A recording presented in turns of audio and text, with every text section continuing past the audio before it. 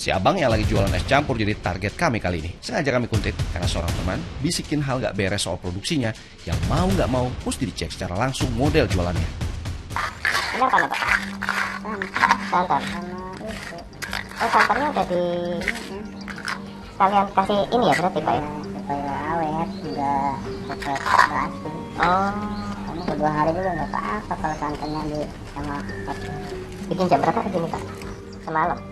dari hari bikin si itu habis maghrib udah banyak kegiatan. Oh, kemarin berarti. Meluncurlah ke rumah si abang. Sepertinya si abang mulai gerasa gerusuk tuh di dapur. Bisa jadi mau bikin es campur. Tapi yang bikin bingung itu buah pepaya kok bentuknya agak hancur gitu ya. Lah ini apa ini Pak? Berarti Pak? Ini buat santan. Kalau nggak pakai santan kurang enak ya buah.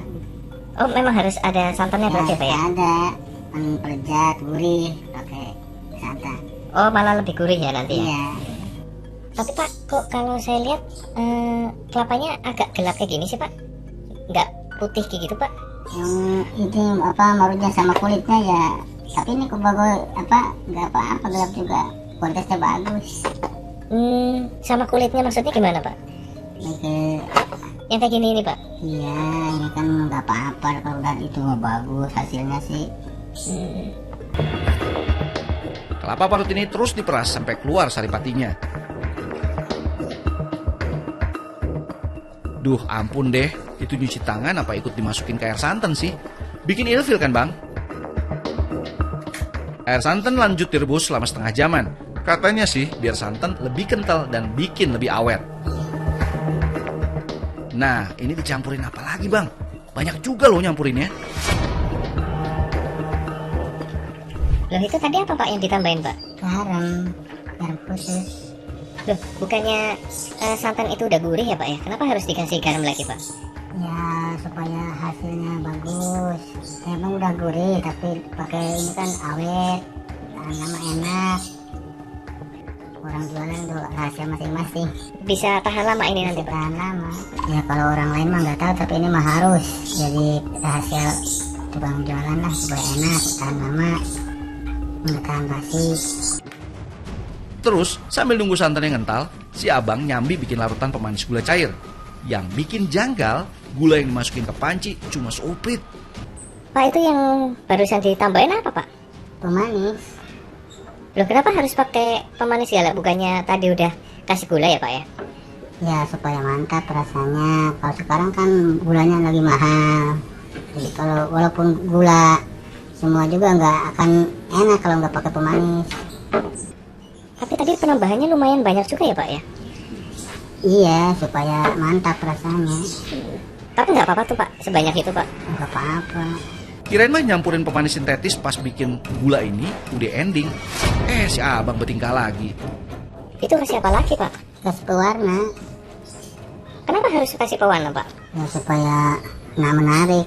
Dilihat jadi kelihatannya kan tadi kan putih warna gulanya, sekarang dikasih pewarna jadi bagus. Tapi pernah Pak nggak pakai pewarna kayak gini Pak? Karena waktu dulu kan nggak pakai ini, nggak rame jualannya. Itu pewarnanya pewarna apa Pak? Pewarna biasa. Tapi memang Bapak selalu pakai pewarna ini ya Pak ya? Iya, banyak di sini juga. Carinya di mana Pak kayak gini Pak? Di toko pakaian juga ada. Buat ngelengkapin isian topping es campurnya, salah satu yang nggak boleh absen adalah bubur pacar Cina. Pembuatannya pun nggak ribet. Butiran bubur pacar Cina yang masih keras itu cukup direbus. Pas bubur pacarnya udah mulai mengental, rumus ngasih pewarna muncul lagi. Itu pewarnanya sama Pak? Sama yang seperti tadi gula. Oh nggak beda ya? Enggak sama. Jadi belinya juga di tempat yang sama? Iya sama di tempat pakaian itu.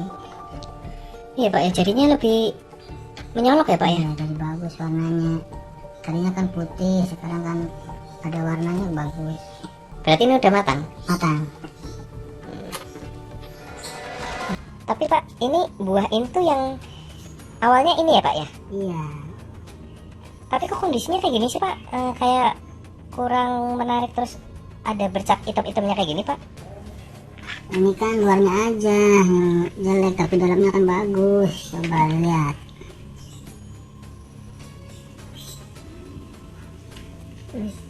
Oh, masih bagus dalamnya.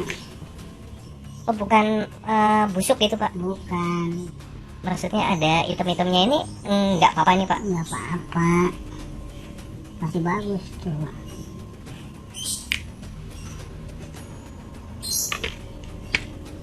Dalamnya kan masih bagus.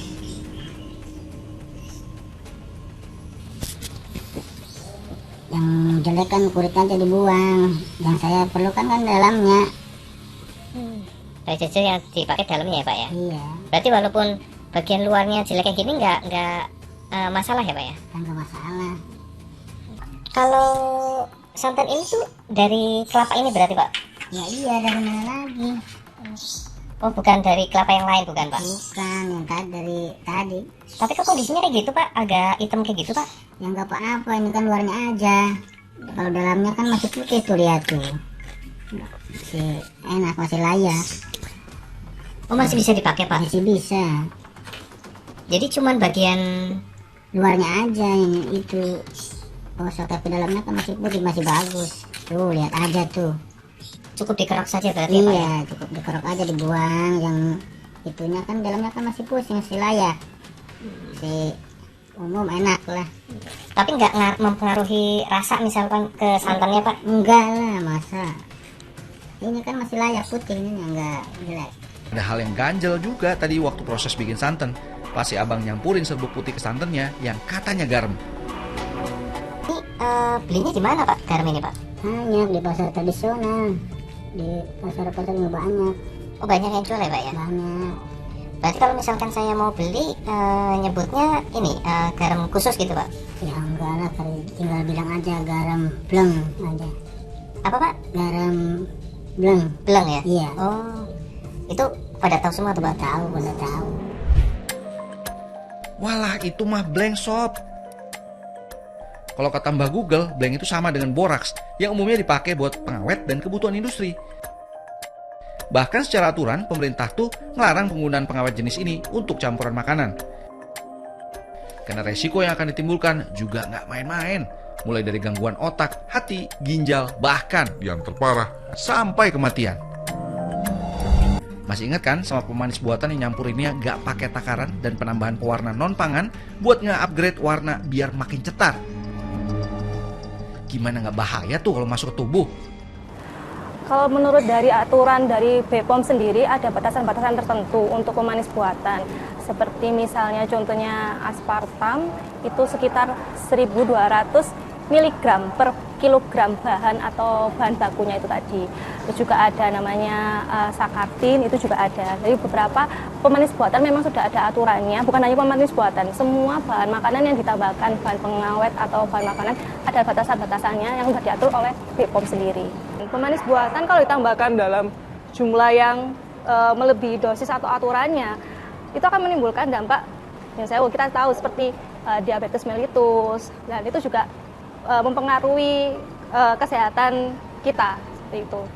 Penambahan makanan ini tidak berefek pada saat itu, artinya akan berefek pada jangka waktu yang lama, bisa menimbulkan juga penyakit ginjal, hipertensi dan sebagainya seperti itu. Ngeri lah efeknya. Urusan olah mengolah kan udah kelar ya. Tapi ini si abang polanya masih ngawur aja. Entah apa urusannya itu, air kucuran keran kamar mandi dimasukin ke plastik segala. Naga-naganya bakalan ada surprise lanjutan nih. Waduh, makin kesini makin kesono aja kelakuan si abang. Bungkusan air keran itu ternyata bakal dijadiin balokan es batu buat jualan es campur dagangannya.